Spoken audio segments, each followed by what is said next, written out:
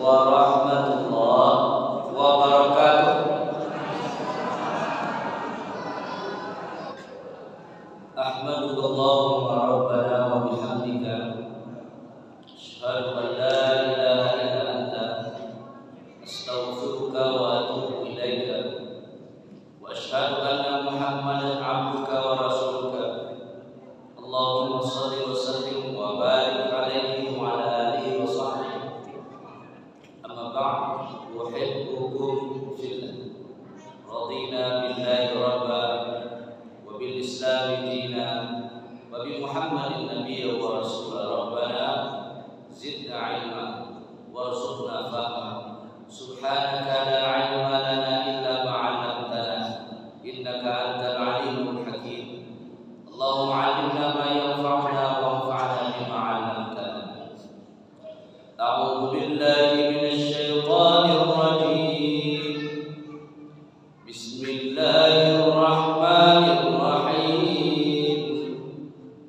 Inna a'tainakal kautsar fashalli li rabbika wanhar. Semuanya. Inna syani'aka. Alhamdulillah. Hafal semua. Itu alhamdulillah.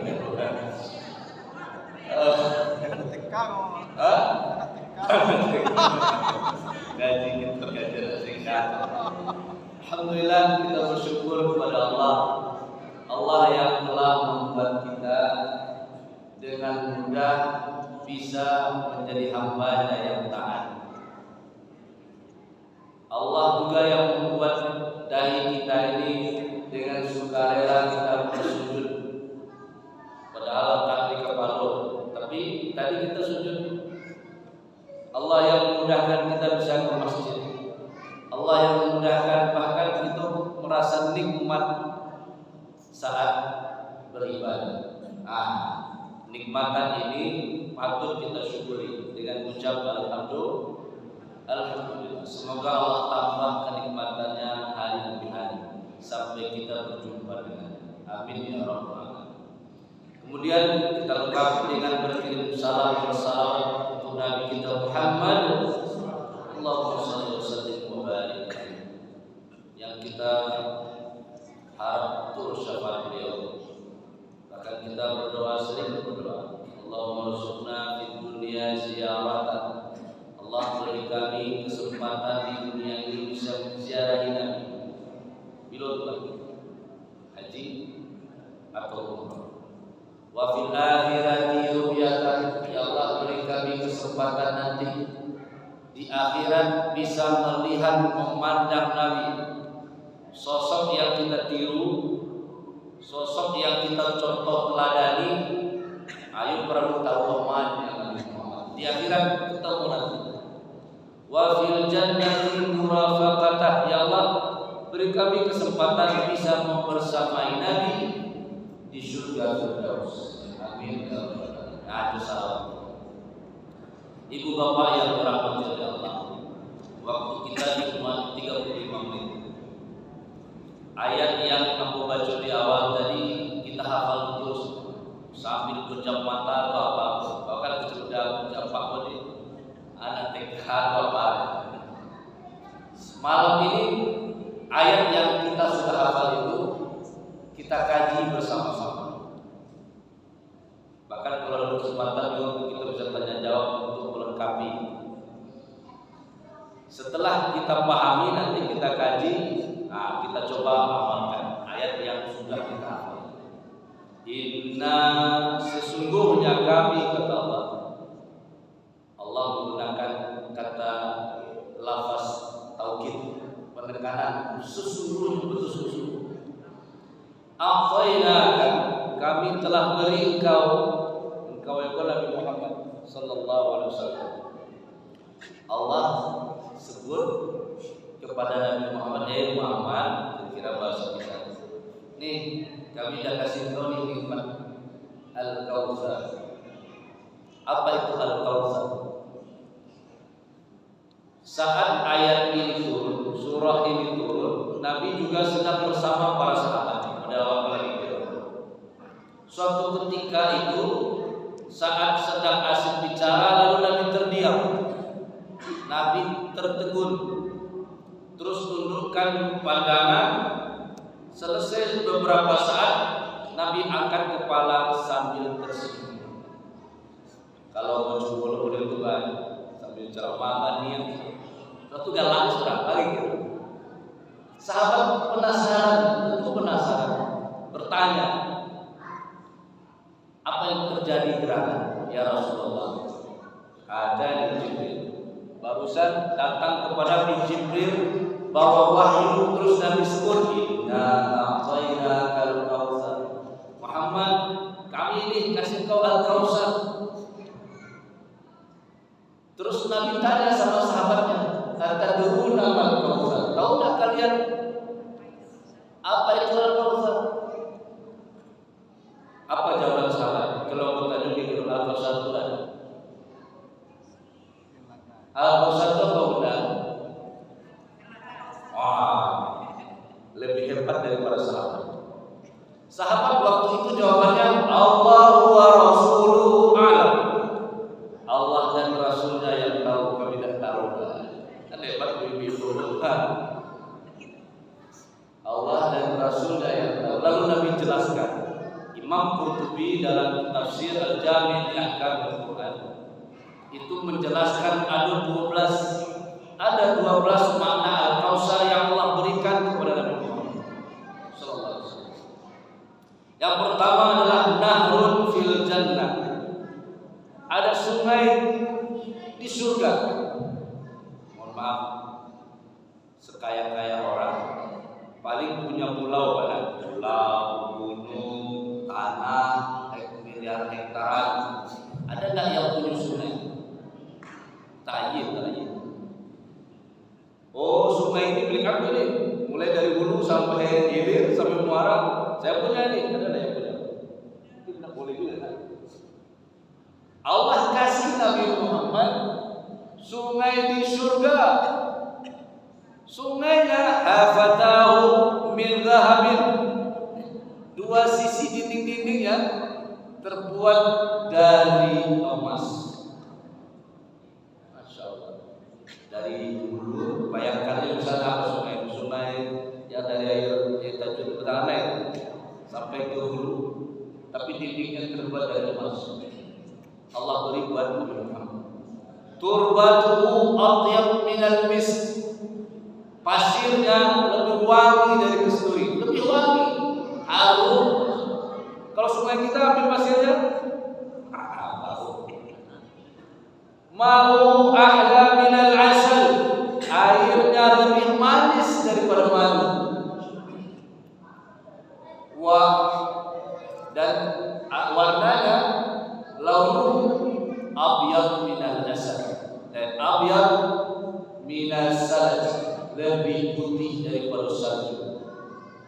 Allah kasih kepada Nabi Muhammad. Di mana? Di surga. Semoga nanti kita bisa menikmati di sungai Al-Kautsar. Pertama, yang kedua, haudun Nabi sallallahu alaihi wasallam. Itu jawabannya. Telaga Al-Kautsar. Saat nanti dunia kiamat semuanya rata, tidak punya pelindung apa-apa, tidak punya tempat berteduh apa-apa. Ada panas terik sehingga kita berkeringatan, kita bawa luas. Ada yang keringatnya sampai ke mata kaki, diriwayat. Ada yang keringat kita sendiri sampai ke lutut, sampai ke pusar, saking banyaknya. Ada yang hampir tenggelam dengan keringatnya sendiri. Berarti keringatnya tidak melebar kemana-mana, habis berkumpul di situ. Saat itulah haus yang bersangkutan. Saat kita dihalau bangkit, dihalau ke mahsyar, tempat kita kumpul, di sana ada telaga. Al-ma alladhi yanbu min al-ardi, air yang keluar dari tanah. Telaga, siapa yang meminumnya la yazma'u abadan, akan haus selama. Ini air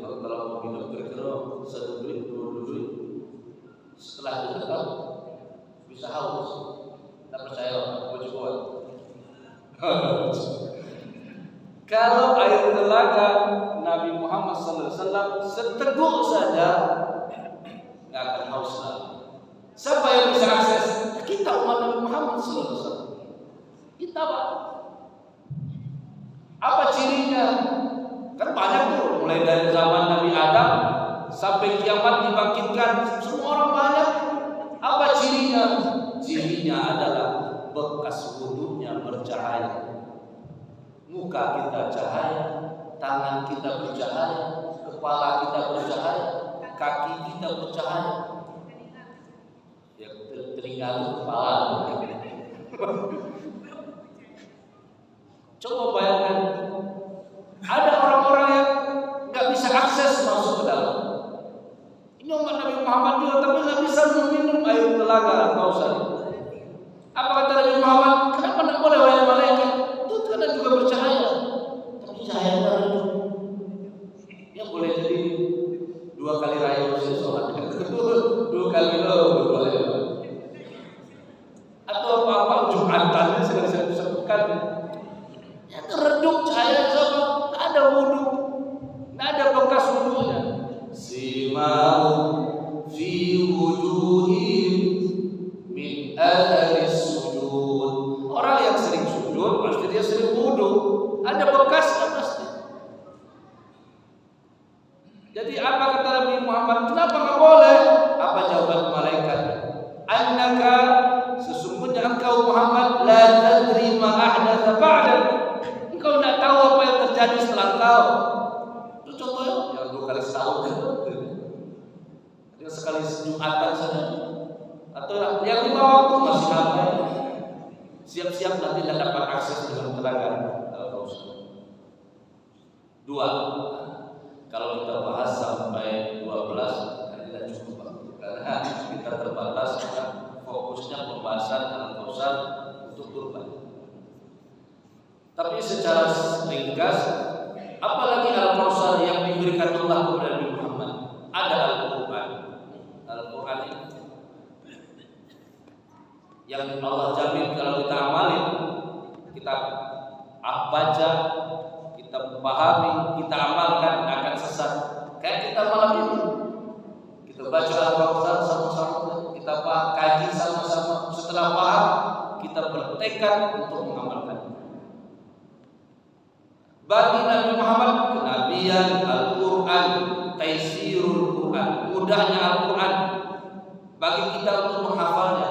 Walaqad yassarnal Qur'ana lidzikri, sungguh kami telah mudahkan Al-Quran ini untuk dihafal. Makanya Bapak dengan mudah bisa menghafal Al-Kausar, Al-Fatihah, Majap Mata. Kalau orang salah kita bisa betulin salah, meskipun kadang kita tidak tahu tulisan.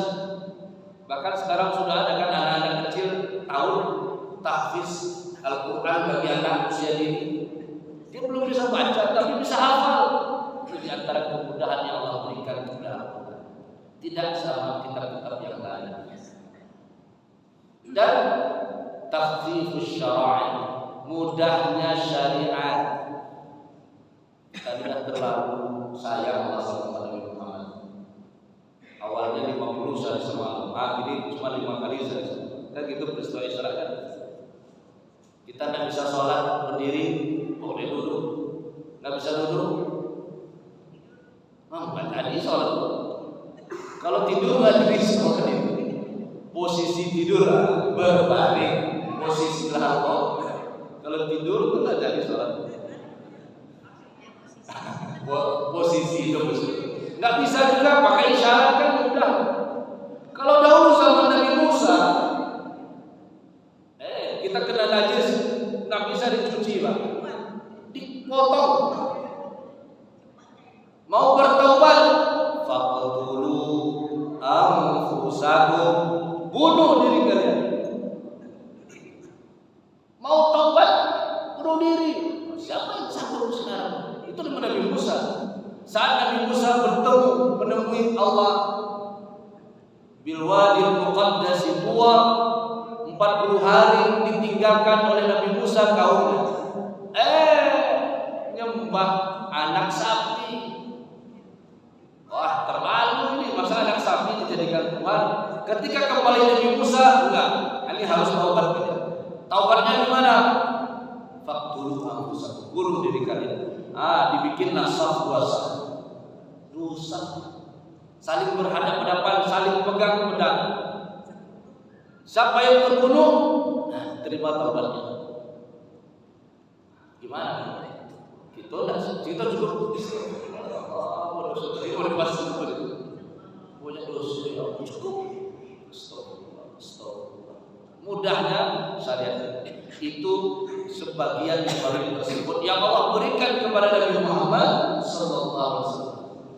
Ayat ini juga untuk kita, untuk Nabi Muhammad saja. Coba bayangkan dari awal hari ini saja, coba rasakan betapa banyak nikmat Allah yang sudah diberikan kepada kita. Yang pertama nikmat hidup. Jago lalu ayat itu baca. Alhamdulillah. Hidup saja ya Pak, Bunda, ini nikmat Allah. Entah pada bisa bernafas saja. Ini karunia Allah yang mahal. Cobalah main-main ke rumah sakit, tanyalah satu oksigen setabung barang berapa harganya, tahannya berapa jam, harganya berapa kali, sebulan berapa. Kalau 100.000 aja satu tabung, sebulan 3 juta. Itu loh gratis loh. Syukur, alhamdulillah. Mata masih bisa lihat, telinga masih bisa dengar, bisa gerak-gerak tangan. Orang susah dipapah tangan orang. Kita dengan mudah, kaki bisa jalan dengan mudah. Ini nikmat yang mahal yang tidak mungkin terbalas. Allah juga ternyata tidak memberi Al-Kautsar hanya kepada Nabi Muhammad, tapi Allah juga beri kita Al-Kautsar, nikmat-nikmat yang banyak yang tak akan terhitung. Lihat Rasulullah, betulkah Allah sudah beri kita nikmat yang banyak? Ya, dan tidak terhitung. Itu baru ayat pertama. Ayat yang kedua, fasalli li rabbika wanhar. Misalnya kita punya rumah atau bocor, terus kita panggil tukang ke rumah. Pak, tolong perbaiki atau bocor bara biaya rumah. Tukang ngecek 5 juta. Oke. Kita ambil 5 juta. Ini uang 5 juta, dikompeti 5 juta, tolong selesai. Kapan dibayarnya? Di muka, di awal. Biasanya kan tukang karena dulu baru kasih upah, hari Sabtu kasih upah. Kita tidak, kita kasih dulu nih 5 juta, tolong kerjain beres. Kira-kira tukangnya tidak mau kerja. Uang 5 juta gimana? Kita kasih aja. Ambil aja gitu. Pak, enggak. Pasti kita tagih langsung nih. Oh, lagi yang dipindahkan. Pak, Allah bilang sama kita sekarang nih, kami sudah beri engkau nikmat yang banyak. Fasalli, salatlah. Udah dikasih nikmat, Allah nggak minta balas. Allah cuma bilang salat. Ayo salat. Kira-kira kalau sekiranya perumpamaan kayak tukang tadi, kita tidak salat, bisa jadi nikmat yang ini habis. Nikmat mana? Kalau nggak kita buat sholat, lama-lama nanti berkurang nih, kebu hilang. Ya kalau kayak tukang tadi tidak digunakan untuk sholat, makanya Nabi Muhammad SAW lihatlah beberapa banyak riwayat. Sholat tarawih, apa kata Aisyah? La tas'al an husnihinna. Jangan kamu tanya bagaimana bagusnya Nabi sholat tarawih.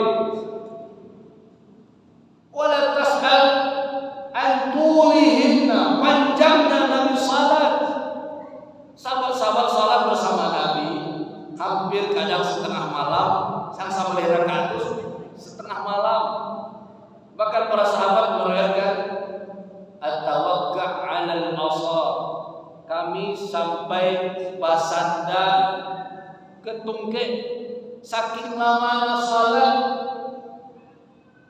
Aisyah juga nanya ke Nabi saat dia tahajud, ya Rasulullah, sampai bengkak kaki kau, ngapain sholat kau begini? Dijamin masuk surga, tak punya dosa, tapi sholat sampai bengkak. Kita,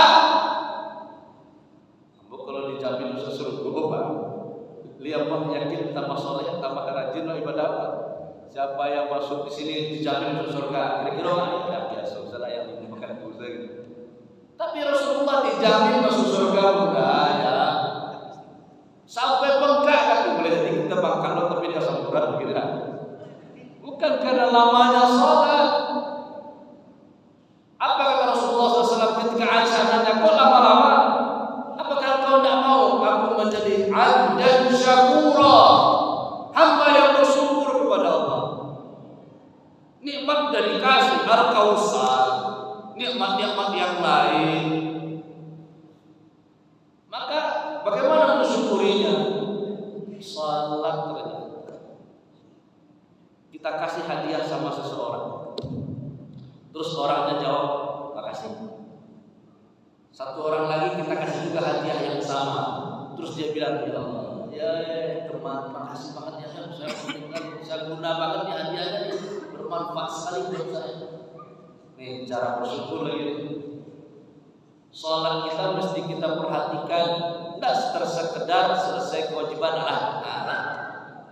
tanpa kita menikmati salat kita sebagai bentuk syukur kepada Allah. Ayo, di bahasanya yuk kita rasakan salat itu sebagai bentuk syukur, tidak sekedar kewajiban yang harus kita penuhi. Tidak. Kita ingin sholat kita ini bentuk syukur kita, sehingga kita melakukan sholat dengan cara terbaik kita. Baru mulai berdiri di atas sajadah kita aja merasa nikmat ya Allah. Karena penting mau syukur nih. Kalau syukurnya baik, pasti balasannya baik. La in syakartum la azidannakum. Kalau syukurnya baik, pasti kenikmatannya Allah tambah. Kalau sekiranya maghrib tadi sudah nyaman, harusnya semakin sholat semakin nyaman. Angkat tangan tuh ya Allah Akbar, nikmat rasanya. Karena kita mensyukuri. Biar apa? Biar nikmat yang Allah kasih ini semakin berkah. Nikmat mata bisa lihat tempat sujud. Tidak semua orang bisa lihat.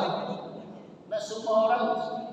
Nikmat telinga nih, telinga kita ini penting biar bisa jamaah terus. Bisa ada orang yang tunarungu, sholat berjamaah? Tidak bisa. Orang yang pendengarannya bermasalah, apa yang berjamaah? Imam Allah Akbar dia tidak dengar, mana mau ikut imam? Kita masih bisa dengar nih. Makanya gunakan mata, telinga, seluruh tubuh, bahkan seluruh nikmat yang Allah beri untuk taat kepada. Ini bentuk syukur kita. Dahsyat ternyata Al-Kautsar, surah Al-Kautsar ini, surah yang kata-katanya ternyata dalam. Fasalli, perbaiki itu salatnya benar, bacaannya kita ngerti, rukunya, sujudnya sempurna. Kapan perlu kita merasuk di sempurna sujudnya imamullah Allah Akbar. Sama Allah baca.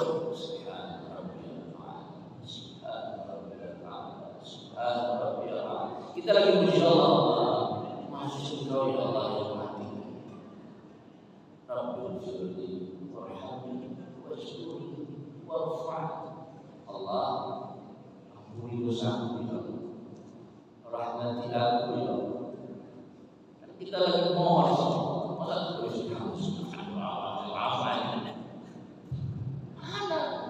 makanya wajar tak nyaman sholat dari beban. Karena kita perlu merasakan kita butuh sholat, bentuk syukur, bentuk kita mohon sama Allah. Semuanya ada. Makanya perbaiki sholat. Nah, baru masuk kita wadha dan berkurban, sama-sama perintah.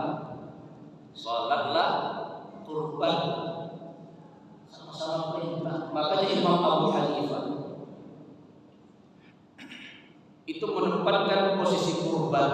wajibah, wajib hukumnya. 'Alal musir, bagi yang punya kelapangan rezeki. Tapi rasanya kita punya, apalagi ibu-ibu. Bu, ada punya gelang, ada punya emas, cincin. Kalung, ada emas. Satu emas harganya berapa sekarang? 2 juta. Ada 2 yang dikasih, Pak. Orang yang tahu harga emas itu sering jual atau sering beli. Sering jual emas atau sering beli apa? Kan tinggal hanya beberapa ratus ribu lagi kan bisa kurban. Sekarang berapa kurban? 2,5. 2,5 bagi 365, kan sehari setahun 365. Sekitar 7.500. Sehari 7.500. Untuk apa bisa kurban? Rasanya kalau nikmat yang banyak tadi dengan 7.500 apa? Oksigen saja 3 juta untuk oksigen dulu. Kornea mata segala macam, telinga, kadang telinga banyak. Kalau disewa berat, jantung yang terus berdetak. Kalau pasang cincin berapa harga? Maka bagi orang, karena ada seorang nenek di kampung, tiap hari nabung 10.000. Ngapain nenek nabung 10.000? Buat kurban, buat kurban. Mau syukur sama Allah, ngapain dia nabung tiap hari? Kita merasa nggak layak.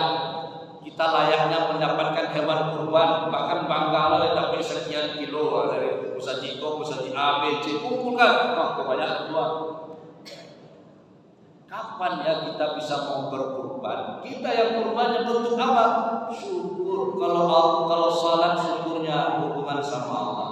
Kalau kurban kita juga bisa berbagi. Semangat mau berkurban. Kita lihat bagaimana semangat Bilal bin Rabah. Kenal sama Bilal? Bilal kenal Bilal. Tahu mungkin ya, kenal kapan kenalannya. Bilal bin Rabah muazin yang azan sama Nabi. Makanya di kampung-kampung gitu Bilal. Apa kata Bilal terkait dengan kurban? Ma kuntu ubali. Aku tidak peduli. Pokoknya mau ikut kurban. Lau dhahaitu bidikin. Walaupun aku akan berkurban dengan 1 ekor ayam. Kan ayam tidak syariat. Yang syariat kurban unta, apalagi sapi atau kerbau, kambing, cuma 3 Pak. Tapi kenapa Bilal bin Rabah ingin berkurban? Karena tidak ada yang dikorbankan. Mampunya cuma adik. Kalau ayam jantan apa buat berbagi itu mahal doang. Tidak ada, tidak sanggup 2.500 itu loh. Ayam pun bersubri. Makanya anak-anak sekolahan, waktu dulu sekolah, guru-guru itu kalau Idul Adha suruh bawa telur. Kalau ditanya hukumnya, apa hukum kurban dengan telur? Nah, dalam kita fikih. Bahkan sebagian kawan-kawan kita bilang itu bid'ah. Sebab bakal ada dalam fikih kurban dengan telur. Yang ada cuma kambing, domba, kerbau, sapi, dan onta. Tapi karena semangatnya Bilal mau kurban, itu syukur sama Allah. Makanya bagi bapak-bapak, abang-abang yang mungkin di rumah punya pisau, gitu. Apa kurbannya? Datangi tempat penyembelihan, yuk satu, ikut serta potong. Tapi bukan maksudnya potong pahanya, potong hatinya, masuk kantong bawa pulang. Kan gitu lah. Kan Nabi bilang nggak boleh dikasih upah tuh ya. Yang bagi-bagi itu nggak boleh dikasih upah dari daging itu. Kenapa? Dulu orang maunya ingin berkurban, nggak usah kasih saya. Sama saya ini yang bisa saya lakukan cuma tenaga saya ini, pisau yang tajam ini. Maka saya nggak perlu itu. Bagikan sama yang miskin. Oh ternyata miskin dah bagian dah banyak bapak dah bawa pulang, tapi bukan untuk upah. Jadi semangat kurban ini mesti ada. Kalau enggak, akhirnya semangat minta, semangat tangan di bawah. Mana-mana orang kurban datang minta.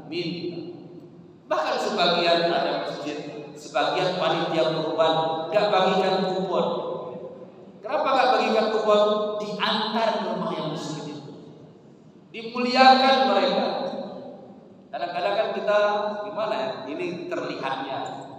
Ketika yang miskin dikasih kupon, kan terlihat tuh mereka berjejeran tuh, pemandangan itu lihat tuh orang-orang miskin lagi antri. Padahal dia teman kita, dia saudara kita. Kenapa tidak kita muliakan? Tunggu aja di rumah, Bu. Tunggu aja di rumah, Pak. Kita antar nih, kita muliakan. Ada sebagian yang berbuat seperti itu. Saking inginnya, biar dia merasakan juga kebahagiaan makan daging. Masya Allah. Jadi semangatnya adalah semangat berkorban. Karena waktu tinggal 7 menit, kita lihat pertanyaan. 1. Ada orang berkorban 7 kali. Apa itu sudah cukup? Coba ya guys. 7 kali lah tuh. Jika buka-buka banyak gitu. Kalau pemahaman Al-Kausarnya kayak tadi, tidak mungkin dia berhenti di yang ke-7. Nikmat Allah kasih terus. Nio Allah yang lah tujuh malah. Allah berkata sekian membagian malah mau diberikan seperti itu semua. Kewajiban kurban selagi masih nikmat itu kita rasakan, kurbanlah. Nggak mesti 7 lah. Pakai akal mahal. Atau ada yang baca dalam sholatnya tidak? Inna salati wa nusuki wa mahyaya wa mamati. Ini kan ayat atau bacaan zikir yang kita baca saat nyembelih. Saat hewannya sudah tertidur, itu baca itu. Mulai dari ini wajah wajhiya lillazi fatara as-samawati wal arda hanifan musliman wa ma ana minal musyrikin. Inna sholat, sesungguhnya sholat, wa nusuki, kurbanku. Coba bayangkan Pak, kalau orang baca ini dalam sholat, dia belum pernah kurban sekalipun. Inna sholat wa nusuki, sesungguhnya sholatku ini dan kurbanku. Kira-kira mereka tanya, belum satu kurban lain, satu kurban lain. Kan nggak mengaku kita belum ikut sekalipun belum ikut kurban. Tapi setiap sholat ini sholat manusia, sholat kurban karena Allah. Kapan kurban? Ayo kan sudah ikut kurban, daftar kurban lah di mana-mana daftar kurban. Jadi nggak ada itu. Selama man wajada sa'atan, selama masih ada keluasan rezeki, kita punya keharusan. Kalau boleh Imam Abu Hanifah karena dia wajib. Kalau jumhur ulama mengatakan sunnah, maka kita bisa melaksanakan sunnah itu. Apakah boleh berkurban sedangkan dia belum akikah? Ini sering ditanya. Akikah dan kurban kan 2 hal yang berbeda. Akikah itu kewajiban orang tua. Dia kan sunnah yang dibebankan siapa yang melakukan orang tua. Ketika seorang bayi lahir, maka dia diakikahkan yaum as-sabi', di hari yang ke-7. Kalau dia lahir hari Senin, berarti akikahnya kapan? Hari Ahad yang akan datang. Kalau dia lahir hari Rabu, berarti hari Selasa depannya. Akikah itu artinya akik yang pertama motong, artinya memotong. Apa yang dipotong? Rambutnya. Jadi bayi yang baru hari 7, potong semua rambutnya, dibolehangan, lalu ditimbang. Kalau dia laki-laki timbang sama emas, laki-laki dia timbang sama perak. Berapa misal 1 gram perak berapa rupiah, sedekahin. Kalau perempuan timbang dengan emas, kalau dibotakin semua karena lebar kan, lebih rupiah timbang sama emas.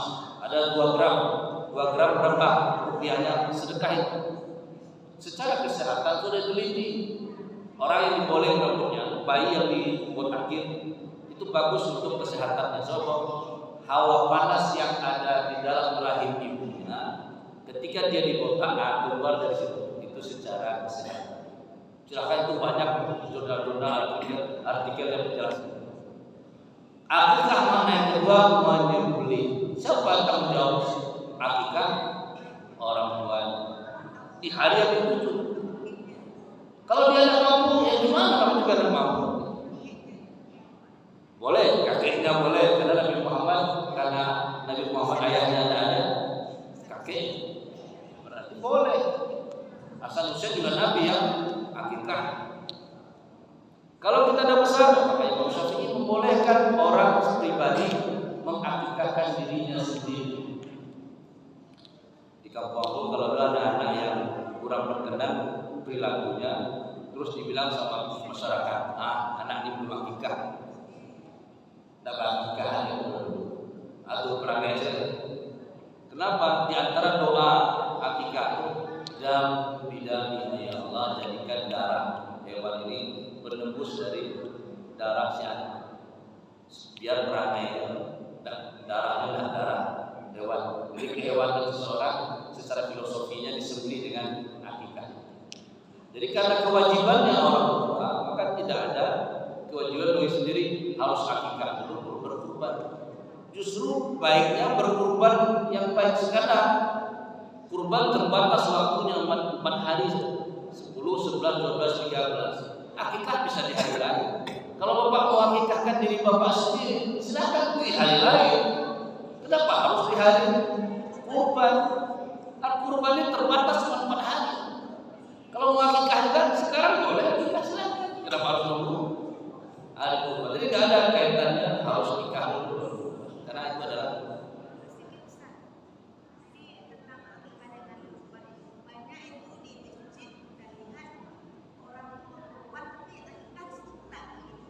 kurban di situ, akikah di situ. Maksudnya 1 ekor jawi bercampur kambing.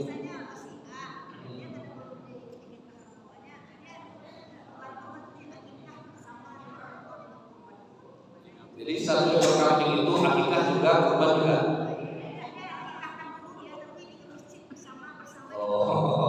Saya akikah 2, 1 untuk saya, kambing saya 2, 1 untuk akikah, 1 untuk kurban. Bergabung dengan teman-teman yang lain. 1 ekor sapi, 6 orang kurban, 1 akikah, gitu. Sebaiknya dipisah.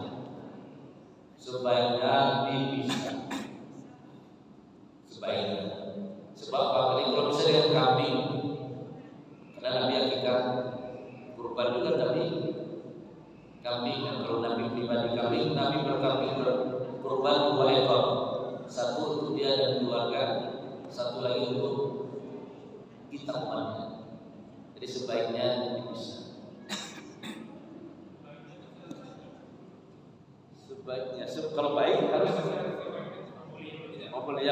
seharusnya dipisah. Dipisah. Kenapa harus digabung? Oke. Apakah boleh? Ya sudah tadi ya. Yang keempat, apakah seorang belum berkurban seperti yang belum? Apa saja fadilah kurban? Apa dalil menyembelih kurban dan menyembelih kaca minyak ahli? Kita mau kurban, bawa kaca, bawa wangi-wangian untuk ya Allah, ya udahlah Bu, khawatir kita bercampur-campur seperti itu. Iya, kita kan nggak kasihan sama kambing. Kadang dia kedinginan, meronta-ronta, kadang dikasih air. Padahal dia sudah tenang. Ketika udah tenang dikasih air, jadi biasa-biasa aja.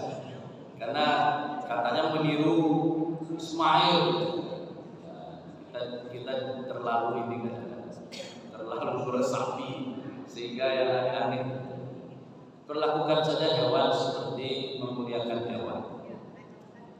Jadi dikurangi yang seperti itu. Bahkan jangan lagi biarkan aja. Buat apa juga? Khawatirnya ketika dikasih kaca kaget ya, loh kayak gini wajah saya. Kalau nggak percaya coba, dia kalau dikasih kaca, kan hewan itu juga punya insting. Ketika dia sudah dipegang oleh mau lebih yang mau dibeli itu, udah nyaman ya. Terus ketika dia di kaca kaget, kayak saya kayak gini wajah. Apalagi dikasih air, udah. Bagi kita yang sudah paham itu bukan bagian dari yang mesti kita lakukan, tidak perlu. Itu hanya bagian dari tradisi saja. Dia ritual itu hukum menjual kurban akhir. Enggak boleh. La tabi'u. Kata Nabi, jangan kalian jual. Terus gimana caranya? Dibagi 7 kulitnya. Nah, ngapain dibagi 7? Kan kita sudah lihatkan ini sudah ada daftar nama yang berhak menerimanya. Periksalah dari misalnya kita yang nerima ini 50 orang. Dari yang 50 orang ini mana yang paling rendah tingkat ekonominya, paling bawah. Udah kasih ke dia semuanya, plek nih, kasih. Terserah dia. Setelah itu mau dia jual, karena kita sudah ngasih ke dia. Yang tidak boleh menjual adalah yang berkurban. Kita menitipkan kurban kita kepada panitia masjid. Maka panitia masjid adalah wakil dari peserta kurban. Enggak boleh juga dia jual. Enggak boleh. Ya kalau menjual cara bagi di luar ada yang jual. Enggak boleh jual. Dibagikan saja. Bahkan awal tahun pertama syariat kurban itu, kata Nabi, jangan masih tersisa daging kurban kalian di yaumil tsalis, di hari yang ketiga. Berarti hari yang ketiga lah habis daging di rumah, tak boleh disimpan. Tak boleh yang disimpan. Ada masih ada yang nyimpan daging kurban setahun. Kurban orang lain, maksud orang lain.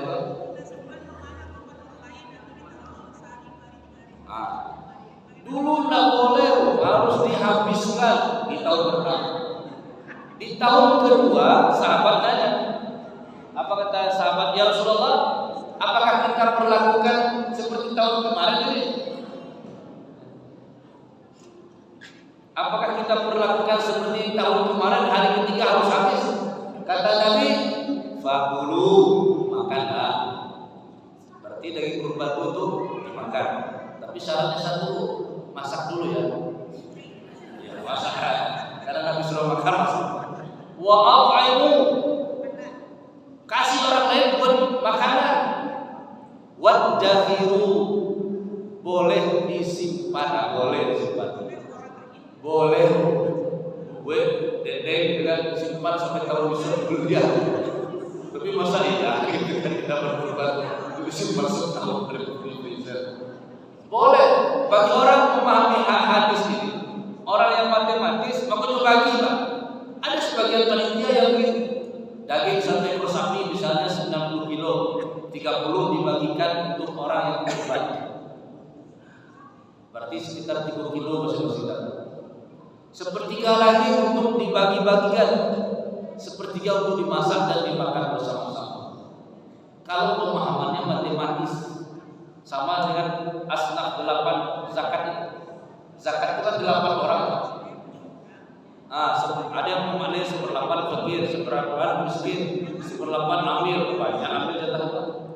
Kalau ada 8 miliar zakat itu, zakat mal itu berarti 1 miliar berhak amil kalau pemahamannya matematis. Tapi kan ingat tujuan pertama kurban itu apa? Syukur. Ya Allah, saya Engkau kasih banyak nikmat. Terus gimana wujud syukurnya? Saya mau bagi nikmat yang saya terima ini buat tetangga saya. Kalau ditanya sama panitia, bagus ada tidak awak mati jawab. Mati itu awak, mati itu awak. Akan ada pertanyaan itu. Kalau pemahaman surah Al-Kautsarnya mendalam. Ingat tujuan kita salat syukur sama Allah. Ingat tujuan kita kurban juga syukur bisa berbagi dengan orang lain. Saya sudah banyak nikmat ya. Gimana caranya biar berkah nikmat ini? Saya bagi-bagi lah. Saya punya emas 5 emas. Udah 1 emas saya keluarin. Waktunya sudah lewat. Mungkin ini yang bisa kita sampaikan pada kesempatan kali ini. Semoga menggugah kita. Ayat yang ketiga berbunyi, Inna syani'aka. Enggak semua orang yang suka ketika saya tawarin itu. Sama dengan Nabi, ketika Nabi ngajarin agama Islam, enggak semua yang suka. Ketika saya tawarin, yuk kita sholat, yuk yang benar sholat, yuk kita kurban, ketika buat kurban, yuk mikir. Anak awal sekolah, anak akan nikah, gimana cara? Susah. Tapi lihatlah Nabi Ibrahim. Dalamilah cerita Nabi Ibrahim. Nabi Ibrahim 60 tahun punya anak, baru punya anak, baru dapat anak, Allah minta disembelih lagi. Ibaratnya kita baru dapat tadi siang baru lunas BPKB, atau baru tadi siang beli emas 5 emas, malam ini kita kajiannya kurban. Terus saya ajak yuk jual lagi emasnya, mau kurban. Apa kata laporan itu sama ayah sama papanya anak-anak, Pak tadi kita kurban, tadi kita materinya kurban, emas yang kita beli ini kita jual aja ya, kurban. Apa kata papanya? Wah, gila iya, tapi kalau kita berpasrah sama Allah, lihatlah bagaimana keutamaan yang Allah beri kepada Nabi Ibrahim, kita akan juga menemukan. Semoga bermanfaat. Mohon maaf atas kekurangan dan kegelapan. Subhanallahumma wa bihamdika, asyhadu an la ilaha illa anta, astaghfiruka wa atubu ilaik. Assalamualaikum warahmatullahi wabarakatuh.